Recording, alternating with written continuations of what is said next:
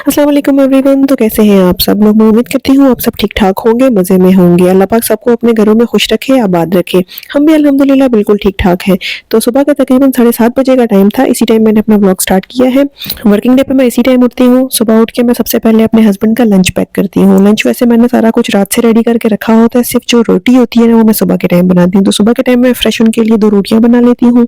सालन और सैलेड वगैरह मैंने रात को ही पैक किया होता है। अगर मुझे फ्रूट देने होते हैं तो वो मैं रात में कट करके रख देती हूँ। मॉर्निंग के टाइम में सिर्फ रोटी बनाती हूँ और रोटी को मैं कपड़े में पैक करती हूँ। फाइल वगैरह में पैक नहीं करती, कपड़े में पैक करती हूँ। और उनका सारा लंच जो है मैं एक लंच बैग में रखती हूँ। ये लंच बैग मुझे नून से मिला था, अराउंड 50 रियाल का पड़ा था। बहुत ज़्यादा हैंडी है। मैंने 3 साल पहले लिया था और अभी तक यूज़ कर रही हूँ। तो बस जितनी भी रिक्वायर्ड चीज़ होती है वो सारी मैं उनके लिए डाल देती हूँ, लंच पैक कर लेती हूँ। ये वाली रूटीन मेरी एवरीडे ही होती है। तकरीबन 3 साल हो गए हैं, मैं हमेशा घर से ही उन्हें लंच देती हूँ। एक तो ऑफ़िस में उन्हें उनकी पसंद का खाना नहीं मिलता, दूसरा वो पाकिस्तानी फूड भी नहीं होता, तो इसलिए वो घर से लेकर जाते हैं। साथ ही मैं क्रोसॉन रख लेती हूँ या कपकेक रख लेती हूँ, तो वो टी ब्रेक में ले लेते हैं या कॉफ़ी के साथ ले लेते हैं। तो लंच रेडी करने के बाद उन्होंने अपना नाश्ता कर लिया था, वही यूजुअल नाश्ता। वो ब्रेड लेते हैं और एग लेते हैं, साथ में टी। तो बस नाश्ता करके वो अराउंड 9 बजे तक निकल जाते हैं ऑफ़िस के लिए और उनके जाने के बाद मैं भी अपने ऑफ़िस का काम स्टार्ट कर लेती हूँ। आज तो वैसे मेरी छुट्टी थी क्योंकि मैं संडे की रूटीन शेयर कर रही हूँ, लेकिन मुझे थोड़ा-सा कंप्यूटर पे काम था, तो मैंने थोड़ी-सी वीडियो एडिटिंग वगैरह करनी थी, तो वो करने में बैठ गई थी। वो सारे काम करने के बाद फिर मुझे याद आया कि जिंजर गार्लिक का पेस्ट खत्म हो गया था, तो आज मैं आप लोगों के साथ शेयर करूँ कि मैं जिंजर गार्लिक का पेस्ट कैसे बनाकर स्टोर करती हूँ और मैं कैसे उसको यूज़ करती हूँ। लहसुन अदरक हमारे पाकिस्तानी खानों में बहुत ज़्यादा इस्तेमाल होता है, तकरीबन हर रेसिपी में ही यूज़ होता है, इसलिए मैं पहले से ही बना लेती हूँ और मेरे ख़्याल में तकरीबन पाकिस्तान के हर हाउस होल्ड में यही होता है। लहसुन अदरक का पेस्ट पहले से बनाकर रखा होता है और वही यूज़ किया जाता है, क्योंकि अगर आप डेली इसको कूटेंगे तो मेरे ख़्याल में कुकिंग में बहुत ज़्यादा टाइम लग जाता है फ़ज़ूल का, तो इसलिए सब ही बनाकर रखते हैं।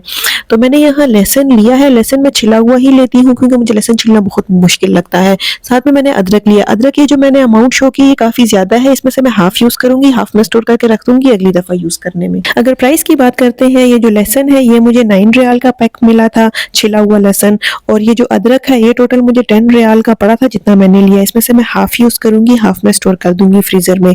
तो तकरीबन आप कह दें 15 रियाल का जो है ना मुझे ये लहसुन अदरक पड़ा है और इसका जो मैं पेस्ट बना के स्टोर करूँगी ये तकरीबन महीना चल जाएगा मेरा। तो अदरक को मैं अच्छे से इसमें से गंद वगैरह निकाल दूँगी और इसको मैं पील कर लूँगी। पील करने के बाद मैं इसे छोटे-छोटे पीसेज़ में कट कर दूँगी। अभी मैंने वॉश नहीं किया, इसके बाद मैं वॉश करूँगी इसको अच्छे से। अदरक में बहुत ज़्यादा मिट्टी होती है क्योंकि ये तो रूट्स है ना, तो इसलिए मैं पहले इसको पील कर लेती हूँ, उसमें से गंद उतार लेती हूँ, फिर मैं इसे थॉरली वॉश कर लेती हूँ। वॉश करने के बाद हाफ पोर्शन मैंने अलग कर दिया था, मैं हाफ ही यूज़ करूँगी। बस आपने सिंपल पानी ऐड करना है और जिंजर गार्लिक को आपने अच्छे से पीस लेना है। पीसने के बाद मैं इसको एक बाउल में डाल देती हूँ। बाउल में डालने के बाद मैं इसको अच्छे से मिक्स कर लेती हूँ। अब स्टोरिंग के लिए जो है ना मैं आइस क्यूब ट्रे यूज़ करती हूँ। आइस क्यूब ट्रे में मैं इसको अरेंज कर लेती हूँ और इसको मैं फ्रीज़ कर लेती हूँ।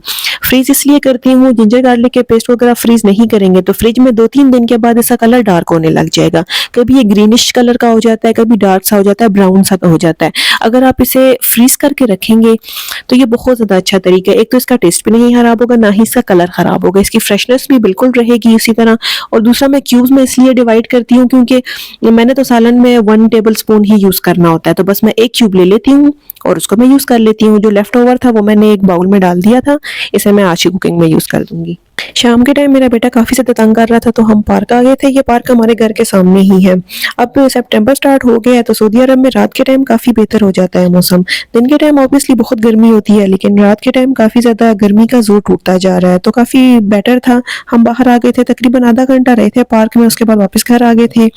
घर आके मैं नमाज़ वगैरह से फ्री होकर दोबारा किचन में आई हूँ। अब टाइम हो गया है डिनर का, तो डिनर प्रिपेयर करने से पहले मुझे याद आया जो जिंजर गार्लिक का पेस्ट मैंने मॉर्निंग में रखा था वो रेडी हो गया था, तो वो मैंने सिंपल निकाल दिया था। जितने भी क्यूब्स थे वो मैंने सारे आइस ट्रे से निकाल दिए थे। अब इनको मैं स्टोर करूंगी जिपलॉक बैग में। अब आपने इसको जिपलॉक बैग में लाजमी रखना है, अगर आप जिपलॉक बैग में से नहीं डालेंगे तो ऑब्वियसली इसका कलर खराब होगा, तो जिपलॉक बैग में रखना मस्ट है। बस इन सारों को मैं ट्रांसफर कर दूंगी। एक और तरीका भी है मेरा जिंजर गार्लिक का पेस्ट स्टोर करने के लिए। अगर मुझे 1 वीक के लिए बनाना होता है तो फिर मैं इस तरह करती हूँ ना कि मैं पानी नहीं डालती, मैं इसमें ऑयल डालती हूँ। ऑयल डाल के मैं इसको पीसती हूँ। अगर आप ऑयल डाल के इसको पीसेंगे तो तब भी जिंजर गार्लिक का पेस्ट डार्क नहीं होगा, लेकिन उसमें होता है कि ऑब्वियसली बहुत ज़्यादा ऑयल लग जाता है, तो मुझे सबसे ज़्यादा जो कन्वीनियंट लगता है ना, मैं क्यूब्स बनाकर ही रखती हूँ और इसको यूज़ करती हूँ। तो बस ये मेरा 1 महीने का बंदोबस्त हो गया है, इसको मैं फ्रीज़र में रख दूँगी। तो अब आते हैं डिनर की तरफ। आज मैं डिनर में बनाऊँगी मुर्ग़ मुसल्लम। उसके लिए मैंने जो होल चिकन है ना, उसे मैंने नमक वाले पानी में 2 आवर्स के लिए सोक करके रख दिया था। अब उसके लिए मैं बनाती हूँ मसाला। मसाले के लिए सबसे पहले मुझे जो चाहिए दही। दही मैंने तकरीबन 4 से 5 टेबलस्पून लिया है। अब इसमें ऐड करूँगी मैं कुछ स्पाइसेस, जिसमें चाट मसाला है, क्यूमिन कोरिएंडर पाउडर है, रेड चिलीज़ है, हल्दी है, टिक्का मसाला है, कसूरी मेथी है और नमक है। ये सारे मसाले आपने ऐड कर देने हैं। साथ ही इसमें जाएगा लेमन जूस। एक बड़ा वाला लेमन मैंने स्क्वीज़ करके ऐड कर दिया था। साथ ही इसमें जाएगा 2 टेबलस्पून कुकिंग ऑयल। अब ये सारी चीज़ें आपने अच्छे से मिक्स करनी है। दही मैं थोड़ा ज़्यादा इसलिए यूज़ कर रही हूँ क्योंकि मुझे थोड़ी सी ग्रेवी सी भी बनानी है। मुर्ग़ मसल्लम जो होता है उसमें होल चिकन भी होता है, साथ में थोड़ी सी ग्रेवी भी होती है। तो बस आप इसको अच्छे से मिक्स कर लेना। इस पॉइंट पे आप चेक भी कर लेना, नमक मिर्चें अगर आपको एडजस्ट करनी हुई तो अपने टेस्ट के अकॉर्डिंग एडजस्ट कर लेना। अब आते हैं चिकन की तरफ। चिकन को आपने अच्छे से वॉश करना है क्योंकि नमक वाले पानी में रहा है 2 घंटे के लिए, तो आपने इसको अच्छे से वॉश करना है। सऊदी अरब में यहाँ हमारे पास ये स्किन वाला चिकन ही मिलता है। शुरू में तो हम इसकी स्किन रिमूव कर देते थे क्योंकि हमें आदत नहीं थी, लेकिन अब मैं स्किन के साथ ही बनाती हूँ।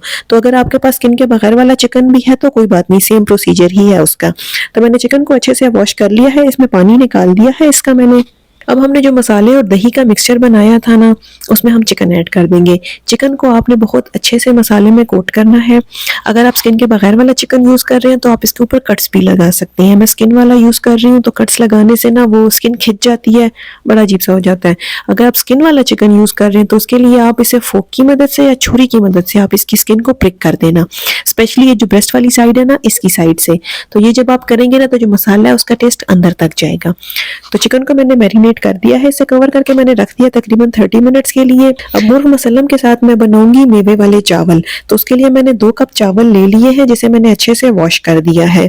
अब ये जो चावलों की रेसिपी है ये आप कह दें मोर और लेस काबली पुलाव जैसी ही होती है, बस इसमें कोई गोश्त वगैरह नहीं होता। इस रेसिपी में जो चावल यूज होते हैं उन्हें आपने सोक करके मस्ट रखना होता है। अगर आप 30 मिनट्स के लिए सोक करके रखेंगे और फिर बनाएंगे तो चावल बहुत ज़्यादा सॉफ्ट बनते हैं।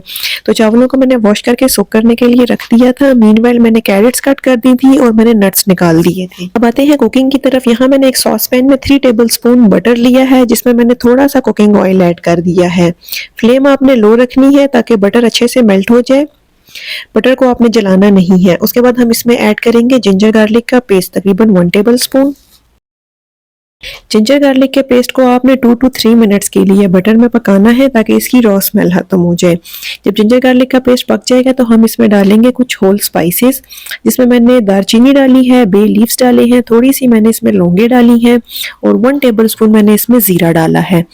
अब इन खड़े मसालों को भी आपने बटर में पकाना है 2-3 मिनट के लिए। फ्लेम आपने थ्रू आउट लो ही रखनी है वरना बटर जल जाएगा। अब इसमें मैं ऐड करूंगी पानी। अब जो चावल मैं यूज़ कर रही हूँ इसमें डबल अमाउंट यूज़ करते हैं पानी की। अगर आप चावल दूसरे वाले यूज़ कर रहे हैं तो आप पानी अपनी मर्जी से एडजस्ट कर लेना। फिर मैंने इसमें नमक डाल दिया था और थोड़ा सा खुशबू और फ्लेवर के लिए मैंने इसमें होममेड गरम मसाला डाल दिया था, तकरीबन आधा टीस्पून। अब इस चावलों वाले पानी को मैंने बॉईल करना है, उसके लिए मैंने इसे दूसरे चूल्हे पे शिफ्ट कर दिया था। इसे मैंने कवर करके फ्लेम हाई कर दी थी और इस वाले चूल्हे पे मैंने ऐड कर दिया है एक फ्राइंग पैन जिसमें मैंने बटर डाल दिया है, तकरीबन 1 टेबलस्पून। बटर जब थोड़ा सा मेल्ट हो जाएगा तो हम इसमें ऐड कर देंगे कैरेट्स। अब आप अगर पाकिस्तान वाली कैरेट्स यूज़ कर रहे हैं, जो रेड वाली कैरेट्स होती हैं, जिसे यहाँ इंडियन कैरेट्स बोला जाता है, अगर वो यूज़ कर रहे हैं तो फिर आपको चीनी डालने की ज़रूरत नहीं है। लेकिन हम यहाँ ये वाली सऊदीया वाली कैरेट्स यूज़ कर रहे हैं, ये बहुत ज़्यादा फीकी होती है, इसमें ज़रा भी टेस्ट नहीं होता। तो इसमें टेस्ट लाने के लिए मैंने इसमें 1 टीस्पून शुगर ऐड कर दी है। कैरेट्स को आपने बटर में पकाना है 3 से 4 मिनट के लिए। उसके बाद मैं इसमें ऐड कर दूंगी आलमंड्स। अब नट्स अगर आपके पास कैशू नट्स और वॉलनट्स अवेलेबल हैं आप वो भी यूज़ कर सकते हैं। नट्स अपनी मर्जी से एडजस्ट कर लेना। मीनवाइल जो चावलों वाला पानी था वो भी बॉयल हो गया है तो उसमें मैं ऐड कर दूंगी चावल। अब जिस पानी में मैंने सोक करके रखे थे चावल, पानी आपने पूरा निकाल देना है और आपने सिर्फ चावल ऐड करने हैं। चावल ऐड करने के बाद अगेन मैंने फ्लेम हाई कर दी थी। तो बस इसको कवर करके मैं कुक करूंगी। चावलों का पानी तकरीबन 90 to 95% ड्राई हो जाएगा तो हम इसके ऊपर नट्स ऐड कर देंगे। तो अब आते हैं नट्स की तरफ। जो आलमंड्स हैं वो भी फ्राई हो गए थे। एंड में मैं इसमें ऐड कर दूंगी किशमिश। किशमिश अब मेरे पास ये ब्राउन वाली अवेलेबल थी, अगर आपके पास ब्लैक वाली हुई तो वो यूज़ कीजिएगा, वो बहुत ज़्यादा अच्छी लगती है चावलों में। किशमिश ऐड करने के बाद आपने फ्यू सेकेंड्स के लिए ही इसको फ्राई करना है, फिर आप इसे चूल्हे से रिमूव कर देना। अब चिकन पकाने के लिए मैंने एक कढ़ाई ली है जिसमें मैं ऐड कर दूंगी चिकन। चिकन को आपने सारी मैरिनेशन के साथ ऐड करना है। ऑयल वगैरह डालने की ज़रूरत नहीं है क्योंकि हमने मैरिनेशन में ऑयल डाला था। जब ये कुक होगा तो वो ऑयल बाहर निकल आएगा। तो मैंने सारी मैरिनेशन ऐड कर दी। फ्लेम आपने बिल्कुल लो कर देनी है और इसे कवर करके आपने 10 मिनट्स के लिए कुक करना है। साथ-साथ मैं चावल चेक कर रही थी। चावलों वाला पानी तकरीबन 80% ड्राई हो गया था, लेकिन अभी भी इसमें काफ़ी ज़्यादा पानी था, तो मैं थोड़ा-सा और वेट करूँगी।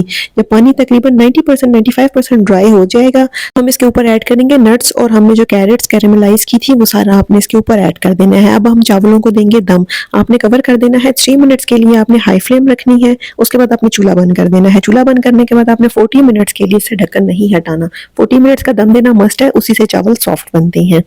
तो वापस आते हैं चिकन की तरफ। 10 मिनट्स हो गए थे। अब हम चिकन की साइड बदलेंगे। साइड बदल के आपने जो चेस्ट वाली साइड है ना वो अब नीचे चली गई है। अब आपने इसे कवर करके 25 मिनट्स के लिए कुक करना है। पानी वगैरह ऐड नहीं करना। फ्लेम आपने लो रखनी है, ये खुद ही स्टीम में कुक होगा। तो 25 मिनट्स के बाद मैंने चेक किया था, ग्रेवी भी इसकी रेडी हो गई थी, ऑयल सेपरेट हो गया था और चिकन भी फुली कुक हो गया था। आप चेक कर लेना, अगर चिकन नहीं पका तो आप इसे मजीद कुक करना। इस पॉइंट पे आप ग्रेवी भी चेक कर लेना, अगर आपको ज़रूरत पड़ती है तो आप थोड़ा-सा पानी ऐड कर लेना। और ये जो ग्रेवी होती है ये मोस्टली उबले हुए अंडों के साथ सर्व की जाती है, लेकिन आज मैं थोड़ा डिफरेंट कर रही हूँ, आज मैं अंडे यूज़ नहीं कर रही, यूजुअली मैं इसमें अंडे डालती हूँ। तो 40 मिनट्स के बाद चावलों की तरफ भी आ जाते हैं। 40 मिनट्स के बाद आपने इसका ढक्कन उठाकर इसमें हल्का-सा चम्मच लाज़मी हिलाना है। चम्मच हिलाने से ये होता है इसमें जो हीट होती है, जो भाप होती है वो सारी निकल जाती है। अगर आप ये नहीं करेंगे तो चावल ओवर कुक हो जाएँगे। ये बासमती राइस है तो ये आपस में चिपकने लग जाते हैं जब ओवर कुक होते हैं, इसलिए मैं लाज़मी इसमें से स्टीम रिलीज़ करती हूँ। तो सर्विंग में मैंने यूज़ की है चटनी। चटनी बनाने के लिए मैंने 2 मिर्चें ली हैं, 3 मैंने लहसुन की कलियाँ ली हैं और 1 टमाटर ऐड किया है चॉपर में। इसको मैं टमाटर वाली चटनी बोलती हूँ। इसमें आपने लेमन जूस भी डालना है और नमक अपने टेस्ट के अकॉर्डिंग इसमें ऐड कर देना। इन सारी चीज़ों को आपने चॉप करना है, बस फाइनली चॉप कर लेना इन सारी चीज़ों को, तो हमारी टमाटर वाली चटनी भी रेडी हो जाएगी। ये वाली चटनी ब्लेंड नहीं करते, इसे चॉप ही किया जाता है और ये मोस्टली मंदी के साथ सर्व होती है। मैं आज मोहम्मद वसल्लम और राइस के साथ सर्व कर रही हूँ।